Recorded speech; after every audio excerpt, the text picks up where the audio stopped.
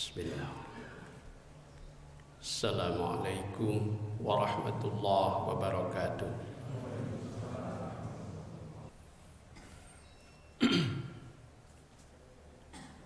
Inna hamdan lillah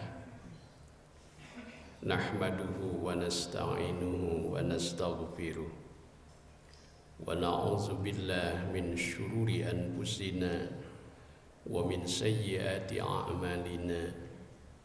Man yahdihillahu fala mudilla lahu wa man yudlilhu fala hadiya lahu. Asyhadu an la ilaha illallah wahdahu la syarika lah wa asyhadu anna Muhammadan abduhu wa rasuluh. Allahumma salli wa sallim wa barik ala abdika wa rasulika Muhammad. Amma ba'd. Fa ya ibadallah, usikum wa nafsi bitaqwallah wa ta'atihi la'allakum tuflihun.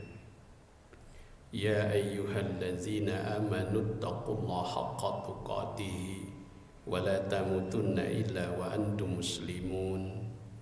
Ya ayyuhallazina amanu taqullaha wa qulu qawlan sadida yuslih lakum a'malakum wa yaghfir lakum dzunubakum wa may yuti'illaha wa rasulahu faqad faza fawzan 'azima. Faqala ta'ala fi kitabihil karim, a'udzu billahi minasy syaithanir rajim. Bismillahirrahmanirrahim. Ya ayyuhallazina amanu kutiba 'alaikumus syiyam kama kutiba 'alal ladzina min qablikum la'allakum tattaqun. Shadaqallahul azim. Ma'asyiral muslimin, sidang ahli Jumat rahimakumullah.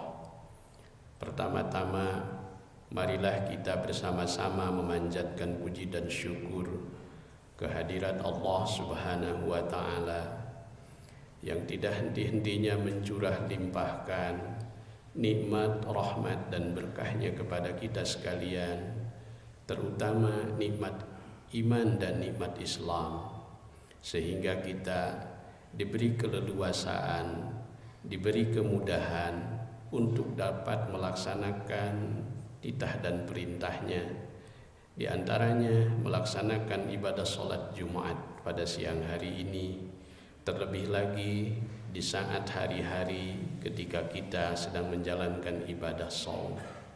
Mudah-mudahan amal ibadah kita sekalian diterima Allah Subhanahu wa taala, menjadi kifarat atas dosa-dosa dan kekhilafan kita, serta mengantarkan kita sekalian menjadi insan-insan yang bahagia di dunia dan di akhirat.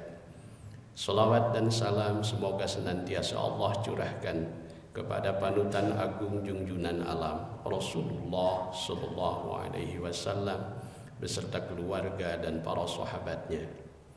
Ma'asyiral muslimin rahimakumullah, dalam kesempatan khutbah yang singkat ini perkenankan khatib menyampaikan wasiat bittaqwa yang secara khusus ditujukan kepada khatib pribadi. Semoga hikmah, berkah dan manfaatnya juga sampai kepada ikhwatul iman jamaah sekalian. Ma'asyiral muslimin rahimakumullah, tidak diragukan lagi bahwa banyak sekali faidah, manfaat kita menjalankan ibadah shaum dan amaliyah Ramadan yang lainnya. Bagi seorang mukmin tentu sangat meyakini bahwa manfaat jangka panjang terutama di akhirat nanti sudah sangat pasti, sebagaimana dijanjikan oleh Allah Subhanahu wa taala dan juga disampaikan oleh junjunan kita Rasulullah Muhammad sallallahu alaihi wasallam. Dari berbagai riwayat tentang fadilah keutamaan ibadah Ramadan, satu hal yang menjadi kesimpulan di antaranya adalah bahwa nanti pada hari kiamat puasa kita itu akan menjadi syafaat, akan menjadi sesuatu yang menggenapkan amalan-amalan kita ketika saat itu kita merasakan kekurangan, begitu minimnya amal-amal kita di hadapan Allah Subhanahu wa taala. Dalam salah satu hadis sebagaimana dikutip oleh para ulama, bahwa nanti saum itu akan menjadi syafaat. Suatu ketika Nabi sallallahu alaihi wasallam beliau melihat dalam peristiwa Mi'raj, beliau melihat seorang hambanya, seseorang dari umatnya, ia dalam keadaan lidahnya terjulur, begitu merasakan dahaganya yang tidak terberikan. Sementara di hadapannya terhampar telaga Al-Kautsar. Tetapi setiap ia akan menjangkau ke telaga itu, tangannya terhalang, ia tidak dapat menjangkaunya. Hingga kemudian didatangilah ia dengan puasa Ramadan yang pernah dilakukannya. Ma'asyiral muslimin rahimakumullah. Itu salah satu contoh betapa saum ini kelak akan menjadi syafaat bagi kita sekalian. Namun tentu kita juga ingin mengetahui sampai sejauh mana faidah dari ibadah saum dalam kehidupan kita saat ini di dunia yang fana ini. Imam Al-Ghazali di dalam Ihya Ulumuddin, beliau menjelaskan dari satu sisi saja, misalnya lapar, tidak kurang dari 10 faidah. Namun lebih ringkas lagi, dalam Minhajul Muslim, Syekh Jabir Al-Jazair menjelaskan secara garis besar ada 3 faidah saum bagi kita yang melaksanakannya. Yang pertama adalah faidah ruhiyah, faidah dari segi spiritual, secara ruhiyah, secara ruhani. Ada faidah apa yang akan langsung dirasakan oleh kita sekalian secara spiritual.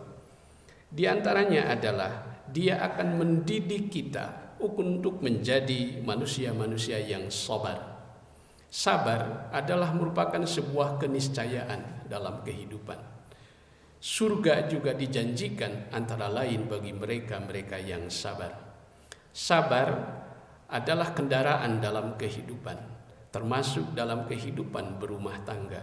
Hingga kalau kita cermati di dalam kitab suci Al-Quran, konon menurut sebagian peneliti, kata-kata sabar itu terulang sebanyak kurang lebih 105 kali. Itu hampir sama jumlahnya dengan ayat-ayat tentang kehidupan rumah tangga. Jadi sabar ini adalah kendaraan hidup. Secara garis besar para ulama membagi sabar itu ke dalam 3. Yang pertama adalah as-sabru bit-ta'ah, sabar di dalam pengabdian. Untuk menjalankan salat dibutuhkan kesabaran. Untuk saum apalagi dibutuhkan kesabaran. Untuk berzakat dibutuhkan kesabaran, apalagi untuk berhaji. Karena itu salah satu contoh mulia seorang nabi yang paling dikenal kesabarannya dalam ketaatan adalah Nabiullah Ibrahim alaihissalam. Ibnu Abbas radhiyallahu an ketika beliau menafsirkan di dalam kitabnya Tanwirul Mikbas, beliau menafsirkan iyyaka na'budu wa iyyaka nasta'in. Hanya padamu ya Rabb kami mentauhidkan dan mentaati. Wa iyyaka nasta'in, dan hanya padamu kami meminta tolong. Meminta tolong dalam hal apa? Meminta tolong dalam menjalankan ketaatan. Untuk taat memang dibutuhkan pertolongan dari Allah Subhanahu wa taala. As-sabru bit-ta'ah. Yang kedua, as-sabru 'anil maksiyah.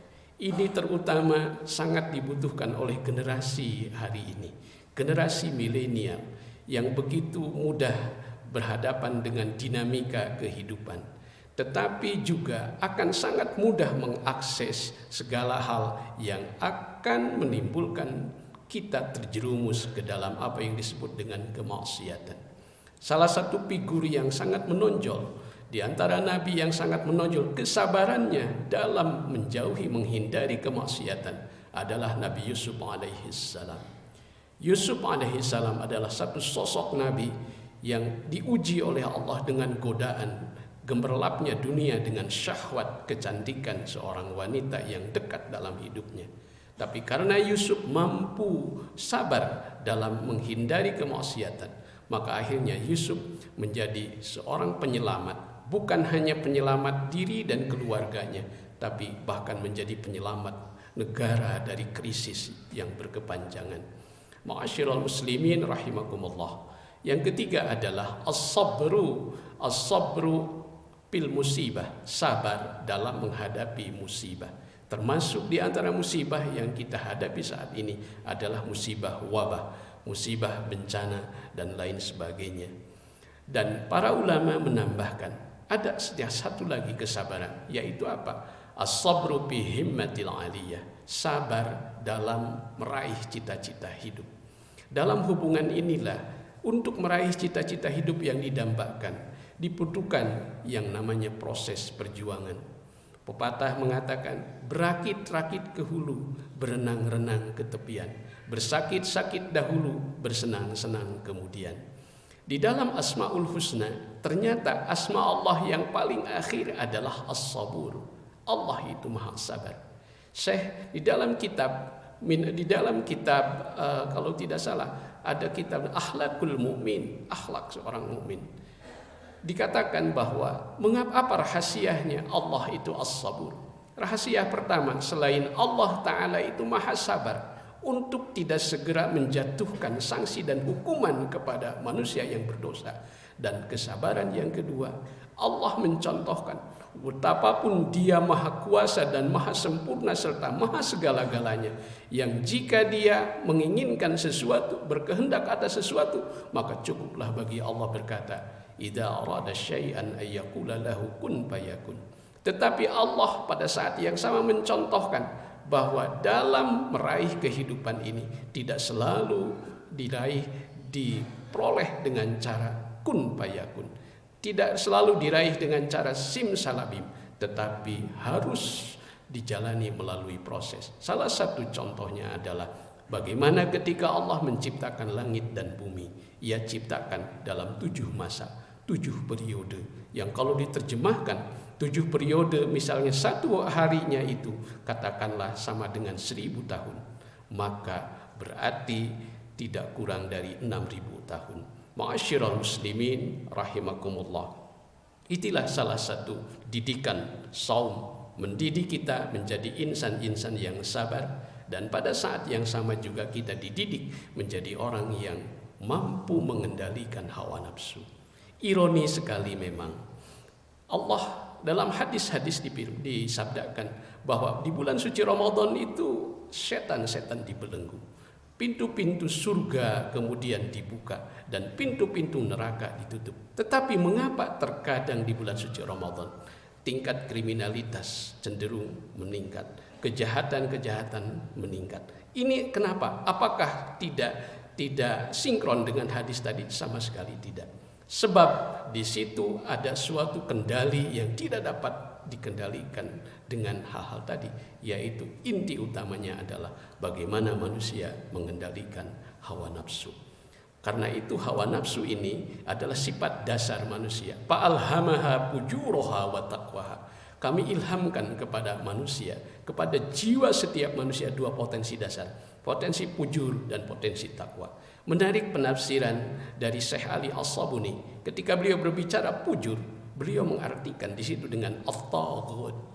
Jadi secara naluriah setiap manusia sesungguhnya siapapun dia, kalau tidak mampu mengendalikan hawa nafsunya, dia berpotensi untuk menjadi togut dalam tanda petik, untuk menjadi tirani kehidupan.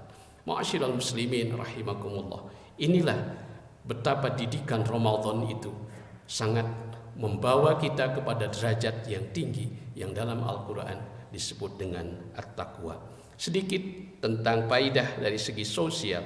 Dari faidah dari segi sosial, yaitu dia akan melatih umat, melatih kita sekalian untuk hidup teratur, dari mulai pola makan dan pola-pola kehidupan yang lainnya, serta dididik agar kita senantiasa hidup dalam kebersamaan, dalam kebersatuan. Kita dididik di bulan suci ini untuk lebih bersinergi dalam segala hal. Sebab sejatinya setiap kaum beriman, apapun latar belakang kehidupannya, innamal mu'minuna ikhwatun. Sesungguhnya kaum mukmin itu hanyalah bersaudara. Yang terakhir, sedangkan faidah dari segi sihiyah kesehatan, Itu sudah banyak dijelaskan oleh para ahli, para dokter. Di antaranya adalah apa? Dia akan membersihkan badan kita dari hal-hal yang mengotorinya, termasuk lemak-lemak, kemudian racun-racun, toksin, dan lain sebagainya. Karena itu, yakinlah bahwa dengan ibadah ini Allah Ta'ala akan mengantarkan kembali kita menjadi manusia-manusia yang beruntung, bahagia dunia dan akhirat. Sumu tasihu, begitulah Nabi bersabda, berpuasalah kalian, niscaya kalian akan sehat. Yakinlah bahwa insya Allah Ta'ala kita akan menjadi orang-orang yang lebih kebal, dalam arti imunitas kita akan semakin meningkat, dan pada saat yang sama kita juga akan semakin optimis untuk menghadapi hari esok yang lebih baik. Semoga Allah Ta'ala menerima amal ibadah kita sekalian, mengampuni dosa-dosa dan kehilapan kita, mengabulkan doa-doa dan harapan-harapan kita, dan semoga Allah mengantarkan kita menjadi manusia-manusia yang semakin bertakwa. Barakallahu li wa lakum bil Qur'anil azim wa nafa'ani wa iyyakum bima fihi minal ayati wa dzikril hakim wa taqabbalallahu minni wa minkum tilawatahu innahu was-sami'ul alim wa qur rabbighfir warham wa anta khairur rahimin.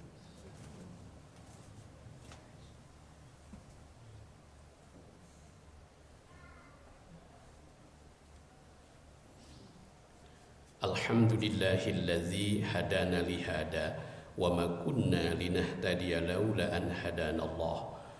Asyhadu an la ilaha illallah wahdahu la syarika lah wa asyhadu anna Muhammadan abduhu wa rasuluh. Allahumma salli wa sallim wa barik ala abdika wa rasulika Muhammad wa ala alihi wa sahbihi, amma ba'd. Fa ya ibadallah, usikum wa nafsi bittaqwallah wa ta'atihi la'allakum turhamun. Ya ayyuhalladzina amanu innallaha wa malaikatahu yusholluna 'alan nabi ya ayyuhalladzina amanu shallu 'alaihi wa sallimu taslima. Allahumma shalli 'ala Muhammad wa 'ala ali Muhammad kama shallaita wa sallamta wa barakta 'ala Ibrahim wa 'ala ali Ibrahim bil 'alamin innaka Hamidum Majid. Wa barik wa sallim, amin ya Allah ya rabbal alamin. Allahumma ighfir lil mu'minina wal mu'minat wal muslimina wal muslimat al ahya'i minhum wal amwat innaka sami'un qaribun mujibu da'wat wa yaqadiyal hajat. Allahumma arinal haqqa haqqan warzuqna ittiba'ah wa arinal batila batilan warzuqna ijtinabah. Allahumma inna nas'aluka al-'afwa wal 'afiyah fid dunya wal akhirah. Allahumma inna nas'aluka al-'afwa wal 'afiyah fi dinina wa dunyana wa ahlina wa amwalina. Allahumma astur auratina wa amin rawatina.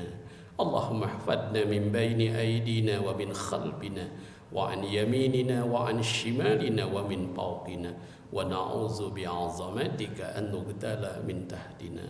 Rabbana innana sami'na munadiyan yunadi lil iman an aminu bi rabbikum fa amanna.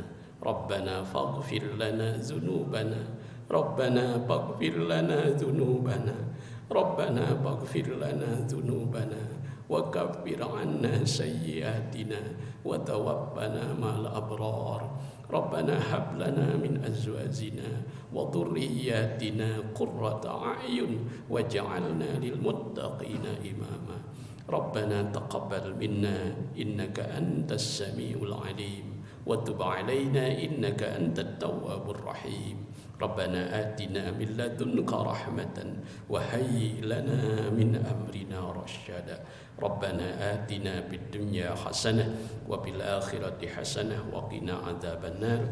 Wa sallallahu ala khairi khalqih sayyidina Muhammad wa ala alihi wa sahbihi wasallam. Walhamdulillahi rabbil alamin. Ibadallah, innallaha ya'muru bil 'adli wal ihsan wa ita'i dzil qurba wa yanha 'anil fahsya'i wal munkari wal baghi ya'izukum la'allakum tadhakkarun.